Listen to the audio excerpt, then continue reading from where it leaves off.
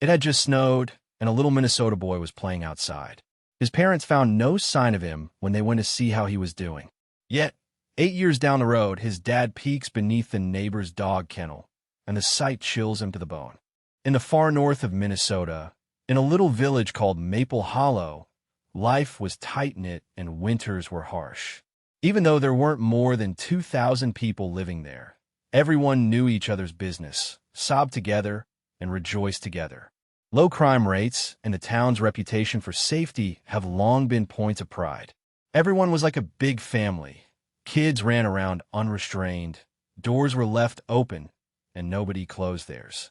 That is, until Joshua Coulter went missing 8 years ago.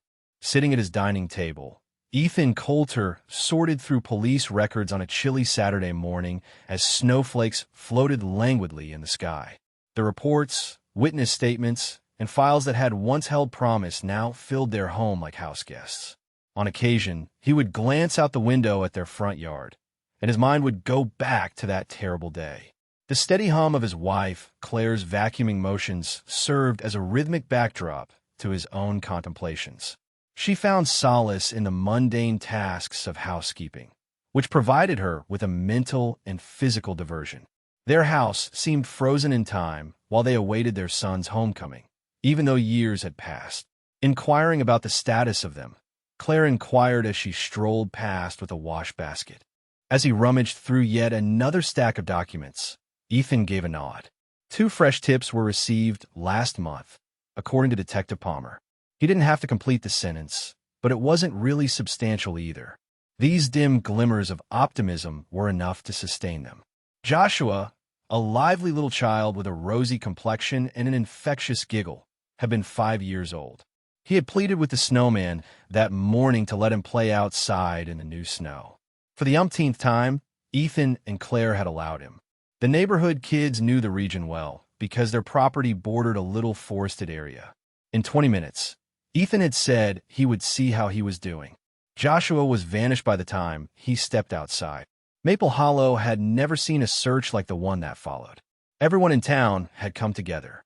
Divers surveyed the frozen lake half a mile distant. Search groups swept the forests, and police questioned every single household. After what felt like an eternity, the active search was finally canceled. However, Claire and Ethan never stopped searching. The sound of the doorbell interrupted Ethan's train of thought. Straightening his sweater, he got up from the table and walked to the front door. Harold Stevens, their next-door neighbor, was standing on their doorstep when he opened it. A towering man in his late 40s, Harold's hair was turning gray before his time, and he always looked dead serious. Maple Hollow had been Ethan's home for more than 2 decades. However, he had grown more and more reclusive in the 10 years following the house robbery that had taken the lives of his wife and son. As Harold shifted his weight from one foot to the other, he said the words, "Morning, Ethan. Sorry to bother you, but the snowstorm last night destroyed part of your fence again. It blew over onto my property." Apologies were swiftly initiated by Ethan. "I'm really sorry about that, Harold. That old fence has been giving us trouble for years. I'll come by and take it off your property, but I'll need to get a welder first. Mine's broken, and I haven't had the time to buy a new 1-inch. Harold waved his hand indifferently. "Don't worry about it. I already patched it up. I just came by to let you know." Ethan felt a tinge of discomfort and was taken aback. "You didn't have to do that." "Thank you." "No problem," Harold shrugged in response. "I had the tools and was working on something in the back of the house anyway." "Yeah, I heard some noise earlier this morning. Guess you must be building something back there." Summing up his construction work, Harold said, "Sorry if the fence doesn't look as good as new." He didn't go into anything more specific. As far as Ethan was concerned, the fence was ancient anyway. "Thank you again." With a nod, Harold swung around to depart. With her cheeks red from the cold, Claire came in from the backyard just as Ethan was closing the door. She removed her scarf and questioned, "Was that Harold?" There was a nod from Ethan. "Our fence blew down again. He fixed it himself." With a subtle smile, Claire tucked her scarf into a hook beside the entrance. "It's been a while since we've gotten together with Harold. We should invite him to dinner as a thank you for fixing the gate." Ethan shied away. "I don't know, Claire. We still need to go through some of these reports from the police about the new leads for Joshua. I'd rather focus on that during dinner, not when we have company. A blend of melancholy and mild reprimand softened Claire's countenance. Ethan, we've become so isolated and lonely over these 8 years. When was the last time we invited someone over? Back in the day. Ethan knew she was right, so he hesitated before responding. As their quest for Joshua consumed their life, they had progressively severed all ties to society. Harold, too, Claire went on to say. Look at how private he's become after his wife and son died in that house robbery 10 years ago. Can you imagine living all alone for years? He must be a lonely man. Her hand rested on Ethan's shoulder while she waited. It might be good to sit down and have dinner together. We've all gone through similar experiences of loss. Maybe we could form a new bond. While he thought about what she said, Ethan's eyes slid back to the papers on the table. She might have been correct. Maybe they were both in need of this little bit of normalcy. Very well, he murmured at last. I'll go invite him for dinner tonight. The compromise was justified by Claire's smile. The last time he'd seen her expression of joy was far too long ago. After fastening his jacket zipper, Ethan went outside. As he crossed the street to Harold's house, he could feel the snow crunching under his boots and inhaled the cold winter air. Like most of the houses in their neighborhood, it had 2 stories but was slightly worse off in terms of maintenance. Over the past few years, the snowfall had accumulated and the paint had begun to flake in certain areas. Ethan waited outside Harold's house before he rapped on the door. He pounded again, this time with more force, after 1 minute of silence. I'm still not hearing anything. A low thudding sound, like someone pounding, came from behind the house just as he turned to leave. With his boots buried in the deeper snow in the backyard, Ethan rounded the corner of the house. Harold, he said, it's Ethan from across the street. The noises guided him to a little wooden building at the far end of the yard, an ancient dog kennel that had stood there for as long as Ethan could remember. Squatting inside it, Harold seemed to be making some adjustments. Harold halted for an instant upon hearing Ethan's voice, and then he cautiously retreated from the little building. Harold whispered, Ethan, as if he were somewhat out of breath. Sorry, I didn't hear you knocking. Ethan said, no problem, as he watched Harold swiftly stand up straight in front of the kennel. I'm surprised you're still keeping that old dog house. It's been years since you had a dog, hasn't it? Do you want help tearing it down? There was a little stutter in Harold's reply. It's a reminder of Rex. He was a good dog. I like keeping it around. Grasping the meaning, Ethan gave a knowing nod. In memory of the ones they had lost, people held on to various artifacts. Harold then pointed to a bigger building that was only half built close by. Actually, I've been thinking about getting a new dog. I've been working on that for a few weeks now and wanted to complete it this morning. Incredulous, Ethan arched an eyebrow. Seriously? You're still working in this weather? That's impressive, Harold. I used to breed dogs myself when I was younger. More of a hobby than a job. Really? What kind of breed are you thinking about? With the topic of conversation having changed, Harold responded, I haven't thought much about it, appearing even more at ease. Maybe a puppy or a mid-sized dog.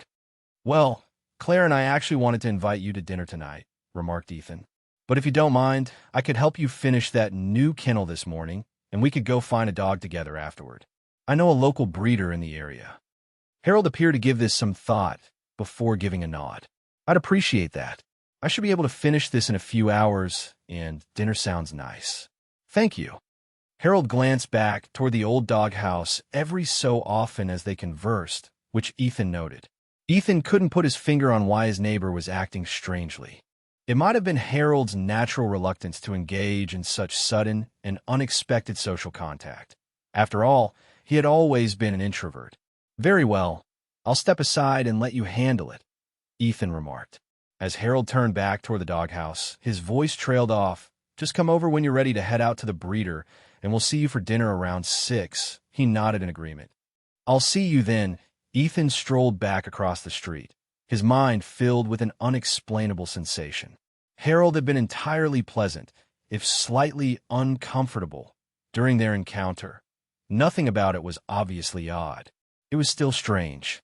Maybe it was just him being surprised to see his solitary neighbor suddenly planning to get a pet after all these years of being alone. Maybe it was simply strange to see someone working with wood in the snow. When Ethan got to his front door, he pushed the ideas out of his mind. It would be encouraging if Harold was finally making plans to go on with his life, as everyone dealt with loss in their own unique way. Ethan stepped into his home and brushed the snow from his boots as he stepped into the foyer. In the living room, Claire was arranging the periodicals and throw pillows that had strewn about all week. He accepted our dinner invitation, Ethan declared as he hung his jacket from the hook beside the entrance. It made Claire's face light up. That's wonderful. What time should I expect him? I volunteered to take him to a breeder this afternoon. He's building a doghouse and plans to get a dog. I suppose it's around 6. Claire looked up in real surprise as she halted to tidy up. She asked thoughtfully, "A dog after all these years?" and smiled meaningfully again. Ethan went back to the dining table, where he had placed the police documents, and said, "See, I told you he must be feeling lonely. Getting a pet is a good first step toward healing."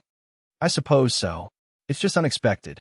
He's kept that old doghouse all these years as a memorial of sorts." Claire continued cleaning, taking a step into the kitchen. As he looked down at the stack of papers in front of him, Ethan sighed quietly. Now, people find different ways to move on. Speaking of which, we need groceries for dinner tonight.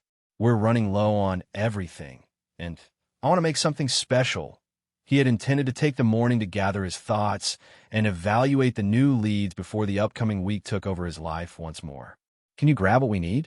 I'd really like to get through these documents today. If you don't mind, can you help me with the grocery run instead?" she inquired. Looking at his wife's optimistic gaze, Ethan felt a familiar pang of guilt. "I want to clean the house properly for tonight, and I don't drive well in this weather. It's too cold to walk or wait for the bus." She had proposed re-establishing contact with her neighbor, a modest but meaningful move toward normalcy, and lately she had asked for very little. "Very well," he admitted. "I will do the grocery run, bring everything back here, and then go out with Harold if he's ready. There's still time before he's ready to go to the breeder anyway." Claire's thankful expression made him forget about his morning plans. Swiftly making notes as she rummaged through the fridge and pantry, she jotted down a list of things to buy. Ethan went outdoors once again. His breath curled into little clouds in the crisp, cold air as he shoveled a path from their front door to the driveway. He then started the car and let it idle for a time to warm up. Just as he was ready to back out of the driveway, Harold came racing across the street to meet him. "Ethan!" Harold cried out as he walked up to the open window of the car. Ethan rolled down the window. "Will the doghouse be ready soon?" Harold expressed his disapproval by shaking his head. "Actually, I just remembered I already have plans to meet with some friends this morning. I'll have to cancel our trip to the breeder, but I'll still come for dinner tonight." "Sure thing," Ethan responded, taken aback that Harold, who usually kept to himself, had plans to meet up with others. "I'm just going grocery shopping. We'll catch up at 6, Harold said, nodding and returning to his own house. With that uneasy sensation resurfacing, Ethan watched as he departed. He had never heard Harold bring up his friends or social events in all the years they had lived in the same neighborhood. However, with each family burying their grievances in their own lives, they hadn't exactly been on good terms in the past few years. As Ethan drove to the grocery store, he juggled ideas about what to buy with thoughts about Joshua. Due to the weather forecast indicating further snow later that day, the grocery store was noticeably less crowded than usual for a Saturday. Carefully going over Claire's list, he added a couple things he knew she would like that she had neglected to include. The forecast snowfall was looking more likely as he piled the goods into the car, with dark gray clouds forming overhead. A well-known vehicle sped past on the main road as Ethan backed out of the store parking lot. The sight of Harold's blue sedan caused him to double over in surprise. Harold was traveling alone, away from their neighborhood, and Ethan could see it clearly through the car's windows. For some distance, Ethan followed Harold on his way home because they both used the same road. Northwoods Kennels is a local dog breeder that Ethan had mentioned earlier. Harold's automobile arrived into the parking lot a few minutes later. Ethan drove slowly by, his perplexity beginning to set in. Claiming to have plans with pals, Harold canceled their trip together. Still, he found himself all by himself at the breeder. Ethan briefly thought about pulling in too, but then he remembered what he was about to say. He should not have challenged Harold's falsehood. Who knows? Maybe he just wanted to pick out a puppy without anyone else's input. Perhaps he was just catching up with friends. Ethan was still troubled by the contradiction as he headed home. Lying about it seemed odd, particularly because Ethan had volunteered his assistance and knowledge. Harold, on the other hand, was strange and reclusive even before his tragedy. A gentle snowfall had resumed by the time Ethan reached home. Upon swiftly unloading the goods, he discovered Claire busy in the kitchen getting dinner ready. "You're back sooner than I expected," she said, taking a bag from his hands. Ethan nodded. There wasn't much traffic, and actually I saw Harold at the kennel on my way back. The kennel? As Ethan placed the remaining bags on the counter, Claire paused to unpack the groceries. "Well, that is strange, but it's not really our business, is it?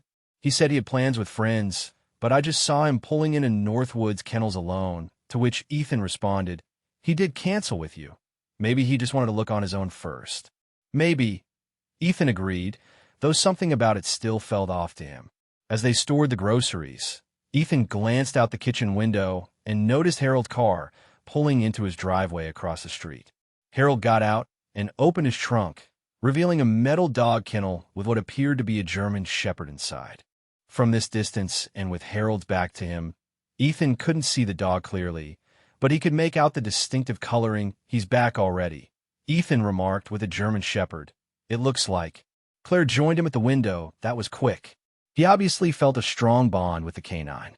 "I suppose love at first sight does happen, I suppose," Ethan echoed Claire, "but it's still odd. Been there, done that. Given the customary amount of paperwork involved, I am aware that these transactions typically take some time." Harold had a hard time getting the kennel to move around in his snowy yard, and the dog only made things worse. "He's having trouble with it," Ethan noted, suggesting that Claire go lend a hand. Ethan swiftly crossed the street and approached Harold, who he called out to, asking, "Need a hand with that?" Harold's head snapped up, his expression momentarily startled. No, I'm fine," he said quickly, his tone sharper than the situation warranted. "I'll see you this evening," he added, clearly dismissing Ethan. Taken aback by the abrupt response, Ethan hesitated. "All right, if you're sure." Harold just nodded, already turning his attention back to the kennel and struggling to push it through the snowy yard. Ethan returned to his house, a growing uneasiness settling in his stomach. Something about Harold's behavior seemed off. But what reason did he have to be suspicious of his neighbor? The man had been nothing but quiet, if distant, all these years. As he entered his house again, Claire gave him a questioning look. He didn't want help. Ethan explained with a shrug, said he's fine on his own. Claire nodded, returning to her dinner preparations. Some people just don't like accepting help. "I suppose," Ethan agreed. But he couldn't help but feel that Harold's peculiar behavior was rooted in more than just his ego. The hours ticked by as the snow fell steadily, covering Maple Hollow in a new layer of white. Finally able to focus on reviewing his stack of police documents, Ethan found that there weren't many new leads, just like in the search for Joshua earlier. One report hinted at a possible sighting in a town 200 miles south, but the details were sketchy, and subsequent investigations turned up nothing. Another reference to child who matched Joshua's description, who had been enrolled in a Montana school under a different name, but with a vague description. Ethan rubbed his temples, attempting to alleviate the headache that usually accompanied these review sessions. Despite the toll that 8 years of broken dreams and dead ends had taken, he refused to quit up. He couldn't rule out the possibility that Joshua might still be waiting for them to locate him. The home was filled with the comforting aromas of Claire's cooking as dusk descended. A pot roast with veggies, fresh dinner rolls, and apple pie for dessert. More lavish than their regular dinners, a manifestation of the significance she placed on this little social event. Is he going to show up, in your opinion? As Ethan assisted with setting the table, Claire placed napkins next to each plate. Of course he would. Well, I'm not sure. His behavior today has been somewhat peculiar. Ethan hesitated, unable to put into words his nebulous concerns about all these last-minute plan changes and his reaction when I volunteer to help out with the dog. He's probably just nervous about socializing after being alone for so long, she said. Let's give him the benefit of the doubt. Harold was standing on their porch, snowflakes settling on his coat, when the doorbell rang at 6 o'clock. I hope Red is all right, he replied, passing the bottle to Ethan. Very well. Come on and out of the cold, Ethan said, moving aside to let Harold in. Thank you, Claire embraced Harold with warmth, accepting his coat and expressing gratitude for his visit. Ethan decided to bring up Harold's new pet as they started to eat, and the awkwardness of the reunion started to melt away as Claire brought drinks and they settled down at the dining table. At first, the conversation was light, covering topics like the weather and local news, which didn't demand much emotional investment. Now I noticed that you brought home a German Shepherd today. How is it adjusting so far? Harold hesitated halfway to put the fork to his mouth, and Ethan could see a hint of strain in his body language. No problem. Feeling the effects of the change of scenery. I noticed you heading that way on my drive back from the supermarket, right after you mentioned meeting up with some friends, Ethan nonchalantly added. That was a quick trip to the breeder. Harold's eyes fluttered anxiously. My apologies for that. My timetable got erratic. I was so eager to obtain a dog that I skipped my friend's last-minute cancellation and rushed straight to the kennel. I was amazed by how fast they processed everything, Ethan said while nodding and sipping his wine. Just the paperwork was a major time sink for me when I was breeding. Well, I placed the order for it just a few days ago, Harold said while shifting in his chair. I was merely there to collect it. The explanation made sense, but Ethan couldn't escape the memory of that morning. Harold had mentioned that he wasn't even sure if he wanted a medium-sized dog or a puppy. Harold's current behavior, the way he avoided making eye contact and the slight tremor in his hand as he reached for his drink, suggested a deeper unease than just social awkwardness. Claire, sensing the mounting tension, subtly shifted the conversation. Your wife and kid passed away a decade ago, Harold. Ethan brought it up. God, I'm sorry, Claire whispered. We know how difficult it is to lose family. Harold's face softened a little. Yes, it's been difficult living alone all these years. We know something about that kind of pain, Claire whispered. Shortly after Joshua vanished, she was interrupted mid-sentence when Harold's expression turned anxious. He stared fixedly out the window, where heavy snow was now falling. I apologize, he cut in, but I believe it will be prudent to see how my dog is doing. Suddenly, he rose up. I'm worried I forgot to bring it inside before I came here. The snow is falling harder now, and the dog might be anxious about the change. Ethan looked out the window at the blizzard, which was getting worse. I agree with you. Also, the wind is becoming stronger. Can someone assist you in bringing it in? No, Harold stated abruptly, sounding nearly terrified by the proposal. The dog is a German Shepherd and may get scared around unfamiliar people. To be honest, I'm still learning the ropes. I'll take care of it and return when I'm done, Claire said, getting up from her seat. Of course, you should watch out for your dog's safety. Only a few steps separate our homes. No need to rush back if it requires your attention. Harold bowed in gratitude and hurriedly made his way to the door, leaving his coat dangling on the rack. Ethan and Claire got back to the table after he departed, but the abrupt exit created an uncomfortable silence in the evening. As Ethan made the comment, "That was strange," Claire shrugged and refilled their wine cups. He worries for his pet. That's reasonable. As they persisted with their dinner, Claire let out a little sigh. I suppose. Ethan unwillingly consented. Just for a second, Ethan, picture yourself alone at home and in the office if I were also gone. For the past 10 years, Harold has been doing everything on his own. If he is so concerned about his new puppy, he must be an upright man. Harold never came back, and the pie that Claire had prepared sat on the counter, unattended, as the dining room became increasingly still save for the sound of cutlery clinking every so often. Finally, Claire spoke up. It's all right if he doesn't make it back.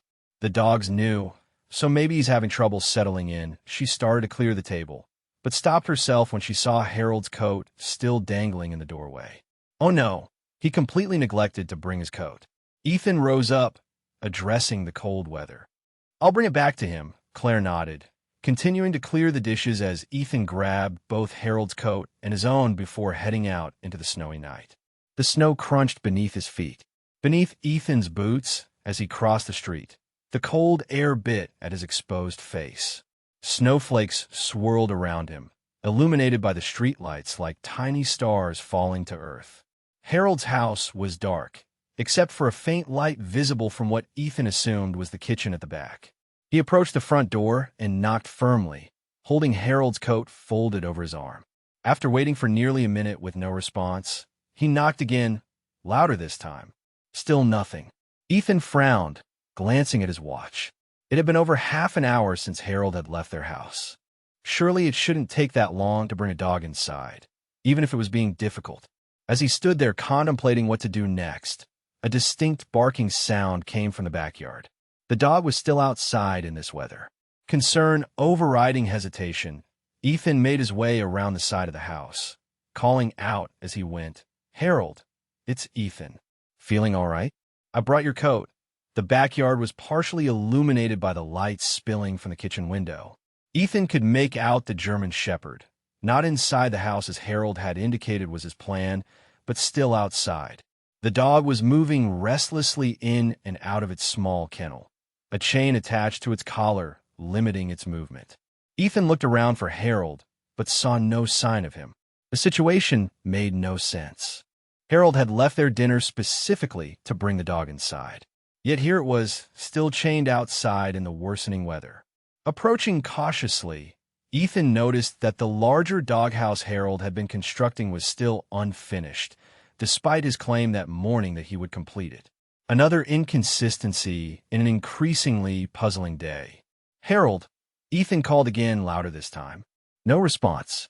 He peered through the kitchen window, but could see no movement inside. Harold's car was still in the driveway, and in this weather at this hour, it seemed unlikely he would have gone anywhere on foot, especially without his coat. Ethan pulled out his phone and dialed Harold's number. The call went straight to voicemail after several rings.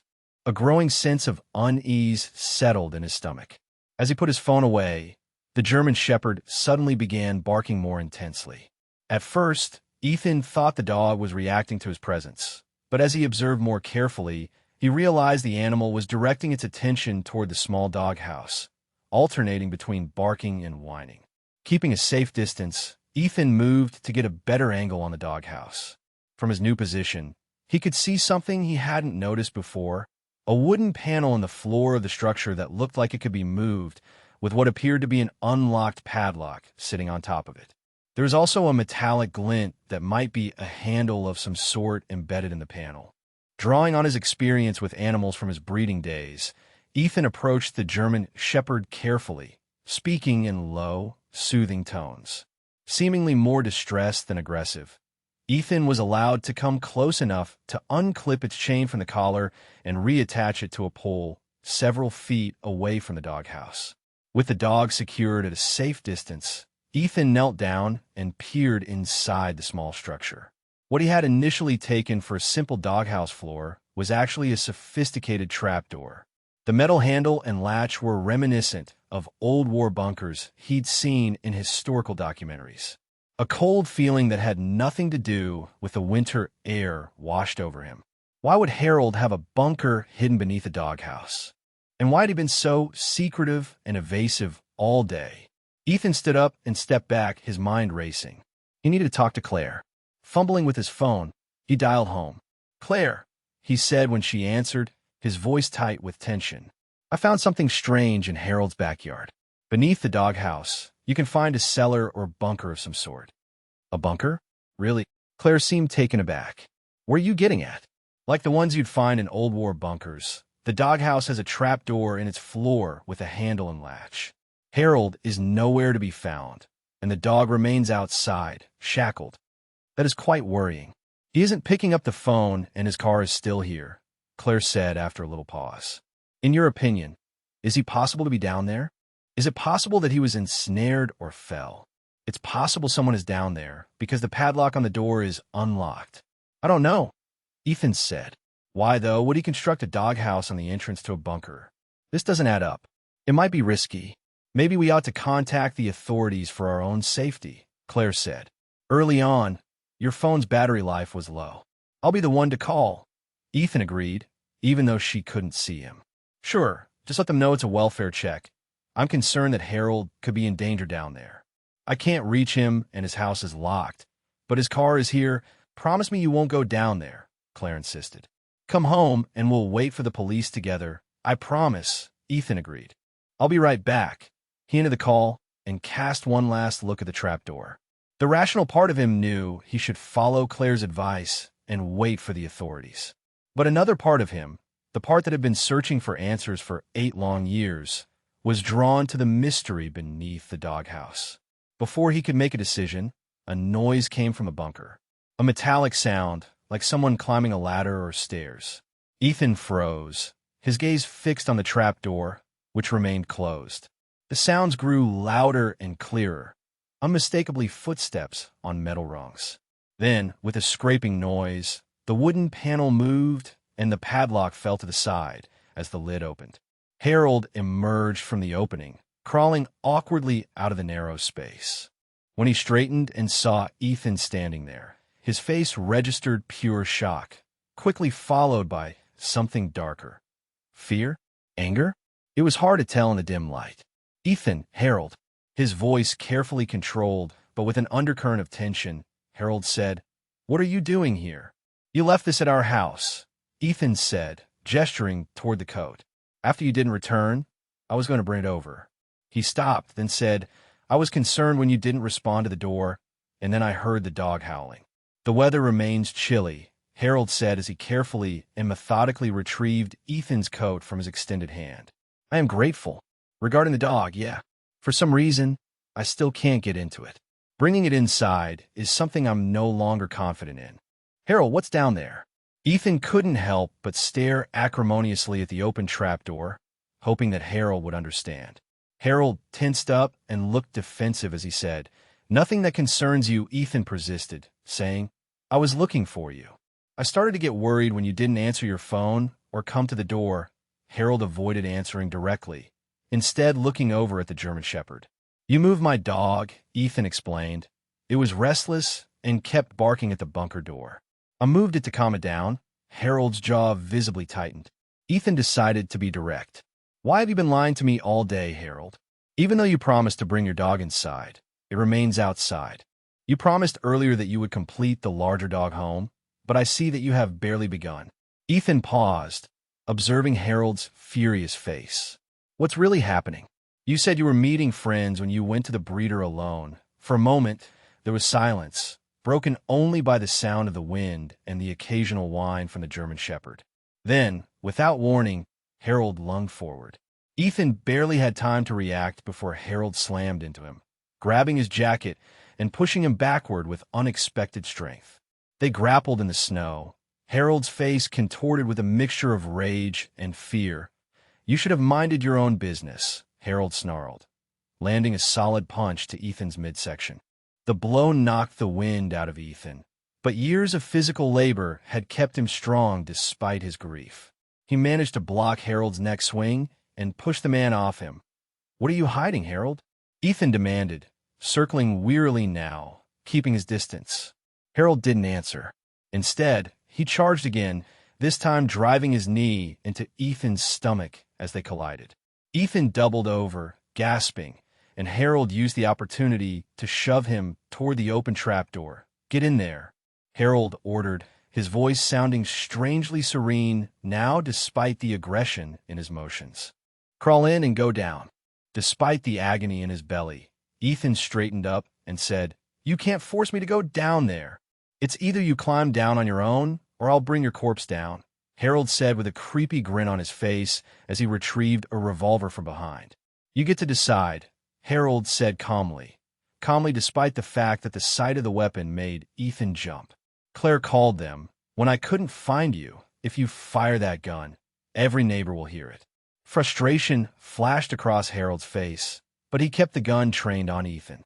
Instead of shooting, he stepped forward and struck Ethan across the face with the weapon, sending him stumbling backward. Blood trickled from a cut above Ethan's eye as Harold continued to push him toward the doghouse, trying to force him to crawl into the narrow opening. Despite the pain and disorientation from a blow, Ethan fought back, grabbing Harold's wrist and twisting it until the gun fell from his grasp. In a desperate move, Ethan kicked the weapon, sending it sliding across the wooden floor of the doghouse and down into the darkness of the bunker below. Enraged, Harold charged again, but this time Ethan was ready. He sidestepped and used Harold's momentum against him, sending him crashing into the side of the doghouse. In the distance, the wail of police sirens cut through the night air. Harold's head snapped up at the sound, panic replacing rage in his expression. Moments later, 2 police cruisers pulled up in front of the house, their lights bathing the snowy yard in alternating red and blue. Officers emerged quickly, hands on their holsters as they approached the scene of the struggle. "Police hands where we can see them," one officer shouted. Both men raised their hands, though Harold did so reluctantly, his face a mask of frustration and defeat. The officers separated them, one checking Ethan's bleeding face while the other restrained Harold. "What's going on here?" the first officer demanded. Before Ethan could respond, Claire appeared, having followed the police cars from their house. "Ethan, are you okay?" "I'm fine," he told her, though the cut above his eye was still bleeding profusely. Ethan hurriedly filled the officers in on what had happened, detailing Harold's strange behavior all day, his discovery of the bunker beneath the doghouse, and Harold's attack on him when confronted. "He pulled a gun on me," Ethan adding. But the weapon fell into the bunker. The officers studied Harold, who stayed silent, his expression unreadable. "Is that true, sir?" An officer interrogated him, asking if he had physically attacked the man and threatened him with a gun. Harold did not answer. The officer proceeded to recite Harold's rights as his partner placed handcuffs on his wrists, saying, "We're going to have to take you," and Harold also had the right to stay quiet. "Anything you say can and will be used against you in a court of law." As the officer continued the Miranda warning, another police car arrived, followed by an ambulance. Paramedics rushed to check Ethan's injuries while additional officers secured the scene. One of the officers approached the open trapdoor, shining a flashlight down into the darkness below. "There appears to be some kind of underground room here," he reported, peering down. "I can see metal stairs leading down." Before anyone could respond, a noise emanated from within. The unmistakable sound of someone climbing the metal stairs made everyone freeze. Officers immediately drew their weapons and trained them on the opening. The paramedic pulled Ethan back, and Claire gasped, clutching her husband's arm. The climbing sounds grew louder, more distinct with each passing second. Then, slowly, a figure began to emerge from the darkness. It was a boy, approximately 13 years old, with a mop of reddish hair that hadn't been cut in some time. He was thin, pale, and obviously frightened, his wide eyes blinking in the sudden brightness of the officers' flashlights. In his trembling hands, he held Harold's gun. The officers tensed, calling out for the boy to drop the weapon, but he seemed confused and terrified, pointing the gun wildly at the crowd of strangers surrounding him. "Dad!" the terrified youngster yelled out as he locked eyes with Harold. "I will ensure that the enemies cannot capture you." As he clenched the rifle, his hands trembled violently. "I aspire to be a soldier like you." The cops exchanged perplexed looks, remaining rooted in their positions, but plainly unsure of what to do, with a terrified boy wielding a lethal weapon. The child's voice quivered as he adamantly stated, "I know how to use this. Dad taught me. Please put the gun down. It's not safe for someone your age to handle it." A gentle officer spoke out, urging the boy to listen. "Wars have broken out in the nation. You are our adversary. Dad and our house are on your list of targets." The boy's features, the contour of his face, the hue of his hair, the angle of his jaw, felt eerily familiar as Ethan stared at him, a peculiar coldness creeping over his body unrelated to his wounds. "Hey, Josh." The name escaped Ethan's lips in a breathless whisper. The boy's eyes flickered toward him, confusion evident in his expression. Ethan stepped forward slowly, ignoring the paramedic's attempt to hold him back. "Joshua, what do you mean?" He gulped down a bitter pill, barely daring to hope, and said, Your mother and I are your parents. We're not in a war, and Harold is not your father." The lad's bewilderment grew as his shaking hands became more forceful. "You're lying," he proclaimed, his voice betraying his hesitation. "You simply want to kill us. My mom died in a war."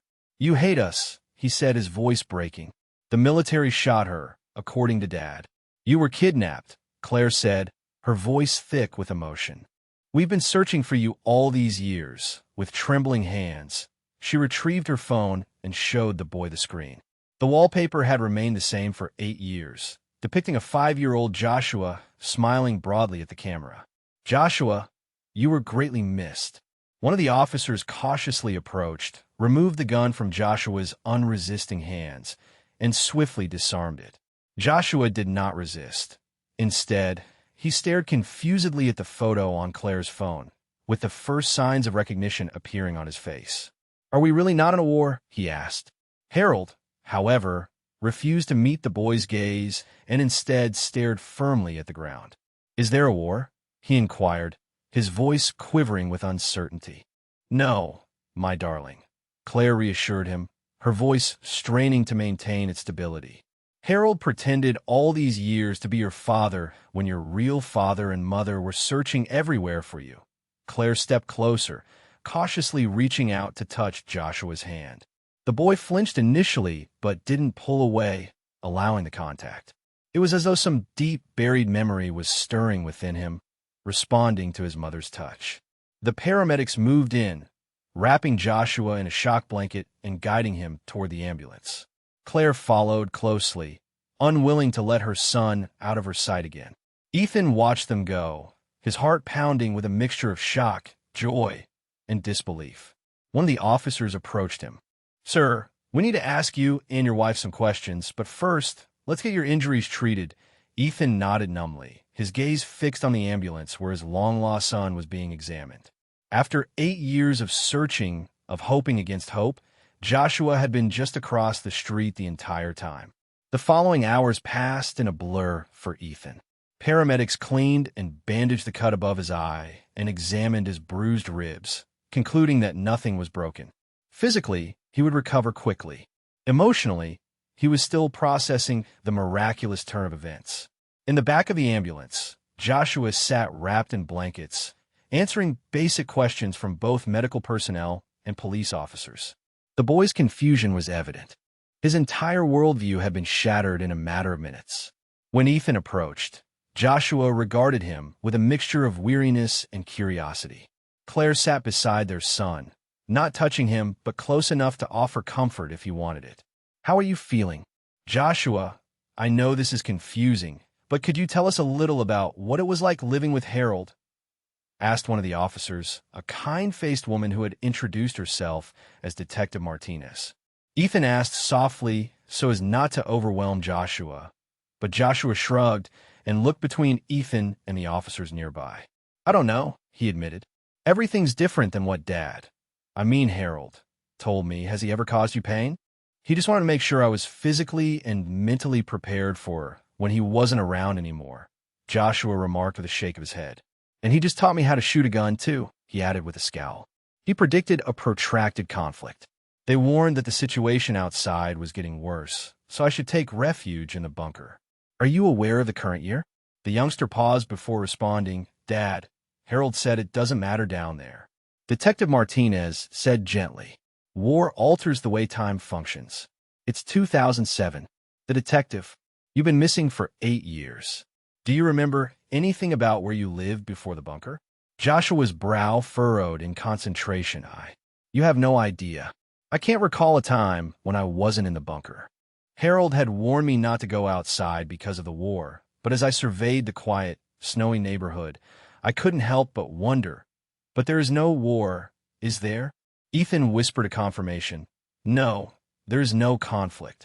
Another cop approached the ambulance and said, "We found something interesting in the bunker. It's fully stocked with supplies, food, water, medical equipment." Harold, who was being kept in the police car, could be seen watching them from inside, his expression illegible. There include instructional materials, an air filtering system, and a generator. As the youngster had stated, We discovered multiple silenced weapons. It seems like he was planning to spend a long time down there, Detective Martinez said, nodding. She then went back to Joshua and asked, "Did Harold ever allow you to leave the bunker?" "Never." Joshua shook his head in disapproval. It was deemed very risky by him. Occasionally, he would claim he was assisting fellow war refugees when he went out to get supplies.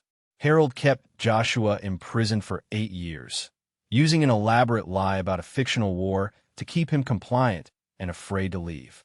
Ethan's mind reeled at the implications, but suddenly he remembered the dog. He bought the German Shepherd to guard the entrance to the bunker, didn't he? That's what started it all, wasn't it? Detective Martinez agreed. That's also our theory. He was constructing the larger doghouse with the intention of better concealing the trap door. It seems like he was struggling to contain Joshua's growing curiosity as he grew older. The dog was meant to be another layer of security.